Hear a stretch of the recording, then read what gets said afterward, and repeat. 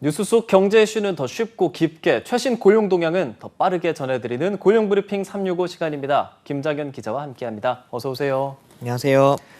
김 기자, 오늘 직장인들이 매우 공감할 만한 이슈를 가지고 왔다고요? 네, 직장 생활을 하다 보면 내게로 이런 모습이 있었나 싶게 수많은 감정에 맞닥뜨리게 되는데요. 네. 그게 기쁘고 좋은 일이기만 할 때는 별로 없죠. 또 휴가 때 복귀한 동료의 얼굴에 바로 그 해답이 있습니다. 맞습니다. 회사 안에서는 되게 조용하고 무뚝뚝한데 회사 바깥에서는 엄청 에너지 넘치는 그런 사람들 보면서 원래 저런 사람이었나 하는 생각이 들 때도 있죠. 네, 맞습니다. 그만큼 직장 생활을 하면서 업무도 업무지만 다른 것에서 스트레스를 받는 경우가 많기 때문인데요. 실제로 한 구인 사이트 조사를 보면 직장인 10명 중 9명은 회사 생활로 스트레스를 받는다고 합니다. 가장 큰 스트레스 과연 어떤 걸까요? 저는 일단 그거보다 이 10명 중 9명이 스트레스 받으면 1명은 안 받는다는 사실도 좀 신기하기는 하고요. 네.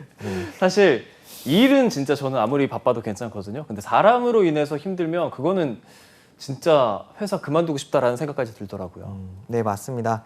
스트레스 요인 설문조사 결과 단연 1위가 인간관계였고요. 예. 2위가 상사와 고객, 그리고 거래처 갑질 등이 대표적인 직장생활 스트레스 원인으로 꼽혔습니다. 네. 직장이 고되다고 또 퇴사하기에는 먹고 살 길이 막막한데 스트레스를 조절하며 회사 생활을 할 방법은 없을까요? 회사 내 악당들은 대체 누구인지 어떻게 대처하면 좋을지 이슈픽에서 짚어봅니다. 예. 혹시 그 앵커님 사무실 빌런이라는 말을 혹시 들어보셨나요? 보통 이제 빌런이라 그러면 뭐랄까요, 되게 막 이목을 끄는데 별로 안 좋은 사람들, 악당 맞습니다. 뭐 이런 걸 의미하니까 네. 사무실 안에서 좀 사라졌으면 좋겠는 그런 인물들이 아닐까 싶은데요. 네, 맞습니다. 네. 그 존중과 배려를 전제로 하는 이제 직장 속 대인 관계에서 유독 모두가 껄끄러워하고 부담스러워하는 사람이 있을 수도 있는데요. 있죠. 네. 네. 정도는 다르지만 조직과 동료에게 피해를 주는 문제 직원인 경우인데요. 이런 직원을 요즘에는 오피스 빌런이라고 부른다고 합니다. 사무실이라는 의미의 오피스와 그 히어로 영화에 등장하는 악당인 빌런을 합친 신조어라고 하는데요. 네. 최근 이런 사무실 빌런 때문에 고통을 호소하는 직장인들이 늘고 있다 합니다. 네. 이 단어를 듣고 혹시 곡장 머리를 이렇게 스쳐 지나간 분이 뭐 사람이 있으신가요? 네. 방송 끝나고 말씀드리겠습니다. 네, 네. 기자님은 있으세요? 네, 저도 노코멘트 있습니다. 네. 네, 직장인 10명 중 8명은 우리 회사에 이런 빌런이 있다 이렇게 답했는데요. 네. 오피스 빌런으로 지목된 당사자가 본인이 스스로가 이제 지목된 걸 인지하고 있는지에 대해서는 70%가 넘는 사람들이 모르는 것 같다라고 답했고요. 아는 것 같다는 답변은 한 26%에 그쳤습니다. 예. 응답자 스스로 오피스 빌런은 아닌지 스스로 묻는 설문에는 스스로가 그렇다라고 인정하는 사람은 17%였고요. 대체로 해당하지 않는다는 답변이 훨씬 많았습니다. 네, 할 말은 많지만 하지 않겠습니다. 직장인들을 가장 힘들게 하는 사무실 속 빌런, 어떤 유형이 있습니까? 네, 조사 결과 그 최악의 사무실 빌런 유형으로는 부적절한 언행이나 갑질로 직원들을 괴롭히는 이 갑질과 막말 유형이 단연 1위였습니다. 예. 가는 말이 고와야 오는 말도 고울 텐데 이런 분들은 본인을 제외하고는 모두에게 또 막말을 쏟아붓는 분들이 많을 텐데요. 네. 2위는 이제 프로젝트 성과가 안 좋으면 남 탓, 또 좋으면 내 탓, 이런 내로남불형이었습니다. 지금 예. 여기까지만 이야기했는데도 모두 공감을 막 하시면서 고개를 막 끄덕끄덕하는 모습이 네, 네. 그려지는데요. 3위도 마찬가지일 것 같습니다. 일은 하지 않으면서 또 월급만 가져가는 월급 루팡형이 꼽혔고요. 4위가 좀 독특한데요. 사무실에서 막 손톱을 깎거나 양말을 벗고 근무하는 이런 안방처럼 정말 편하게 근무하시는 분들이었습니다. 네. 정말 감탄만 나오는 그런 인원들인데 네. 1, 2, 3, 4 정말 내 주변에만 있는 줄 알았는데 다른 분들도 비슷한 생각을 하고 있는 것 같아요. 또 이 밖에도 다른 유형들이 있습니까? 네, 이 밖에도 그 자신이 직접 이렇게 검색하거나 찾아보면 되는 내용을 굳이 이제 다른 사람에게 물어보는 등 사소한 것까지 도움을 요청하는 이제 핑거 프린세스형이 있었고요. 예. 또 무리한 업무 요청과 협조를 남발하는 내일은 내일형, 그러니까 내일은 내일형, 있었습니다. 네네. 최근에 업무보다 사내 연애 그리고 또 이성 탐색에만 관심을 쏟는 또 하트 시그널형도 하트 시그널형. 네, 사내에서 기피하는 유형으로 떠올랐다고 하네요. 혹시 네. 내가 이런 유형에 속하는 건 아닌지 꼼꼼하게 한번 스스로에게 물어보는 일도 필요해 보입니다. 사실 이런 오피스 빌런이 하나만 가지고 있지 않거든요. 한 사람이 다양한 유형을 가지고 있는 경우도 많은데 그럼 직원들 진짜 힘들 것 같아요, 그죠? 네, 좀 복합적인 유형을 말씀해 주신 것 그렇죠, 같은데 그렇죠. 네, 생각만 해도 좀 답답하고 가슴이 답답하고 좀 아찔해지기도 하는데요. 그곳은 아마도 모두가 이제 다크서클로 줄넘기를 하면서 언젠가 그만둬야지 하면서 일하고 계시지 않을까 싶습니다. 예. 이직의 사유가 뭐 이제 직장 상사나 이제 사람에 있다면 그런 곳은 또 이직이 잦을 것 같고요. 그렇죠. 반대로 동료에게 호감을 사는 유형에 대한 설문조사도 있었는데요. 잦은 업무 요청과 질문에도 이제 친절히 알려주는 친절왕형이 가장 많이 꼽혔다고 합니다.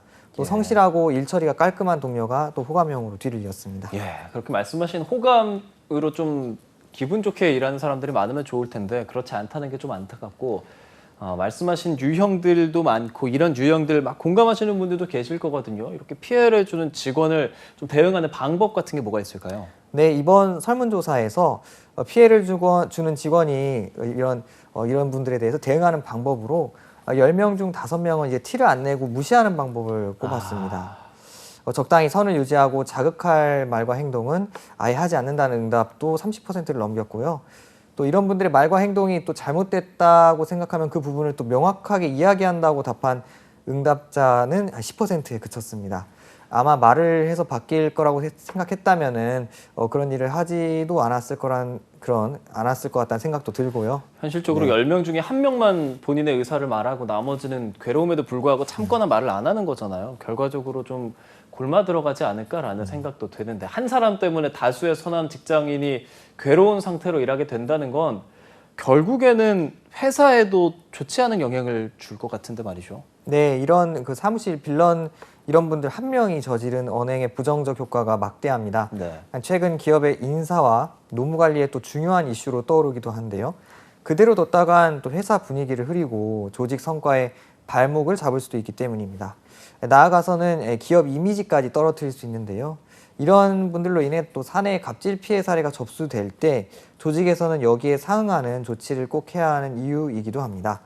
각종 연구를 보면 오피스 빌런을 방치하면 다른 직원에게도 전염되는 식으로 회사 내 부정적 행동이 늘게 되고 유능한 직원의 퇴사 가능성도 커지기 때문입니다. 예, 좀 제도적인 방안도 필요할 것 같다는 생각이 듭니다. 좋습니다. 김장현 기자, 오늘 한컷 이슈 어떤 소식 준비하셨나요? 네, 한컷 이슈는 그 저출산 완화와 경력 단절 완화 등을 위해 정부가 그 출산 휴가나 육아 휴직을 적극적으로 장려하는 방향으로 정책을 변화는 하고 있지만 현장에서는 또 여전히 현실과는 좀 거리가 멀다는 또 맞아요. 이야기가 나옵니다. 네, 직장 갑질 119 사례를 보면요. 여전히 이런 제도 활용이 어렵다고 하는데요. 특히 비정규직 5인 미만 사업장 노동자, 저임금 노동자들은 이런 제도를 제대로 활용 못한다는 응답이 절반을 넘었습니다. 그렇습니다. 사실 이 출산휴가나 육아휴직을 좀 잘 사용하도록 하겠다라고 뭐 대선 때나 선거 때나 항상 나오는 말인데 현실적으로 잘 그렇게 되지 않잖아요.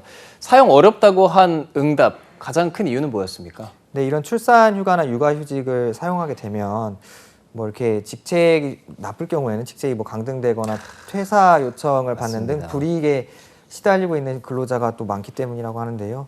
이렇게 되는 원인을 직장갑질 119에서는 소극적인 처벌로 꼽았습니다. 불이익에 대해 신고할 때도 처벌까지 이어지는 경우는 100건 중 9건 수준으로 미흡한 것으로 나타났기 때문인데요. 누구나 눈치 보지 않고 법에서 보장하는 권리를 행사할 수 있도록 노력이 필요한 시점입니다. 또 직장갑질 119는 먼저 이 고용부의 적극적인 근로 감독도 필요하다고 조언했습니다. 예, 뭐 육아휴직 쓴다고 하면 승진 안 하려 그래? 이런 얘기를 하기도 하고 갔다 오면 내 자리가 없어질까 불안해하시는 분들도 많은데 그런 분들 좀 짚어주셨습니다. 조금 전에 말한 회사마다 하나씩 있다는 그 오피스 빌런 그 경우도 고용노동부에 좀 책임이 필요할 것 같고요. 결국에는 한 끗 차이일 것 같습니다. 서로 조금씩 배려하면 좋은 세상이 될 것 같습니다. 오늘도 김장현 기자와 함께했습니다. 고맙습니다.